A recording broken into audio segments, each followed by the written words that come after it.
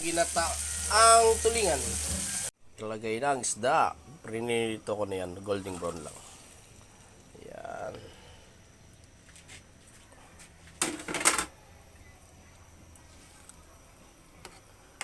Konting pakulo lang. Unang gata pa lang.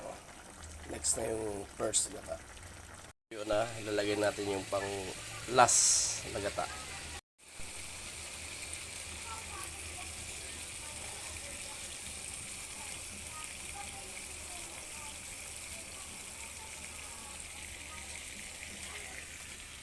You know.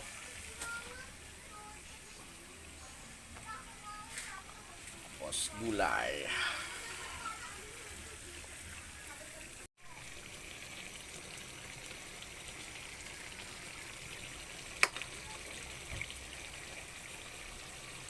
Okay na to.